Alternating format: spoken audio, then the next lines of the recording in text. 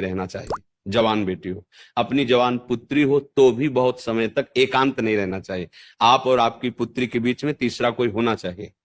अगर बहुत काल तक एक जगह रहोगे तो बलवान इंद्री ग्रामो विद्वानमपि कर्षति। तो जैमिनी जी नाम के एक महापुरुष थे, तो उन्होंने, भगवान व्यास देव जी ने जब इस श्लोक रचा और बोला, तो उनका भगवान ये बात हमें समझ में नहीं आ रही कि माँ के पास, पुत्री के पास, बहन के पास, अरे वो पिता है, वो भाई है, अगर एकांत में भी रहेगा तो क्या उसके अंदर काम आ जाएगा?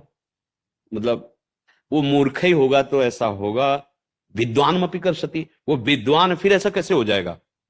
तो जो गुरुजन होते हैं ज्यादा तर्क वितर्क नहीं करते, तो उनका इस प्रश्न का किसी दिन समाधान करेंगे।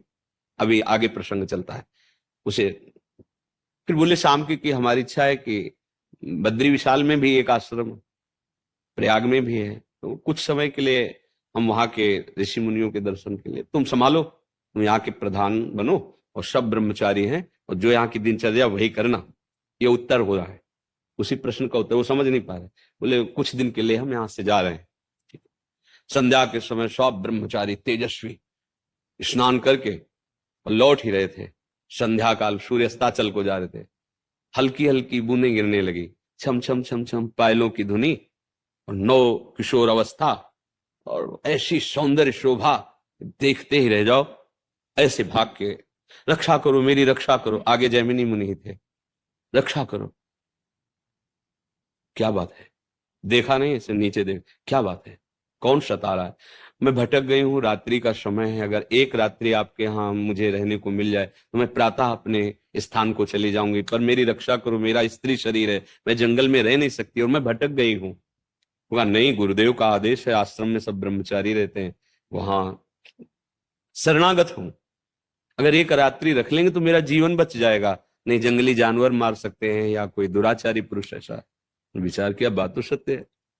तो उस समय कुछ में झोपड़ियां और कुछ खपरेले जिनमें ब्रह्मचारी जन रहते हैं, तो एक छोटा खपरेले का दरवाजा लकड़ी का, ऊपर से खपरेला, बोले आप अंदर हो जाइए, अंदर से बंद कर लीजिए, कोई भी आवाज दे बिना प्रातः काल के खोलना नहीं, और प्रातः काल होते ही आप गंतव्य स्थान को चली जाना जहां जाना है।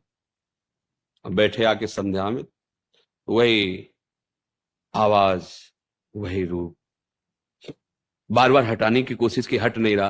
तो मन में आया कि मैंने पूछा नहीं कि तुम जंगल में कैसे फंस गई, तुम किसकी बेटी हो, तुम्हारा ब्याह हुआ है कि नहीं हुआ है, तुम्हारा नाम क्या है, ये तो पूछा ही नहीं। पूछते हैं चल के। उठे, गए, दरवाजा खोलो, उनका नहीं, जैमिनी जी का आदेश है प्रातः। तो मैं जैमिनी, बोले नहीं, आदेश है, नहीं खुलेगा। तो ऊपर के खपरे हटा के, बांस की फंटियां होती उनको हटा के अंदर देखा, दिव्य रूप। निषेध है, चरण को देखते हुए वार्ता करो, दृष्टि नहीं। जो चाहे आपन कल्याणा, सुजस सुमति शुभ गति शुभ नाना, सो परनार लीलार गोसाई, तजो चौथ के चंद्र की ना। जैसे चौथ का चंद्रमा नहीं दर्शन, ऐसे लिखा है, काम भाव से किसी भी माता बहन के मुख को देखना या उसके अंगों को देखना निषेध है। उन्होंने देखा, कहा हम एक बात पूछना चाहते थे, आपका ब्याह हुआ है कि नहीं? तो और मुस्कुराते हुए कहा, नहीं अभी कैसे हो सकता है, हमारी तो अभी नौ किशोर अवस्था है,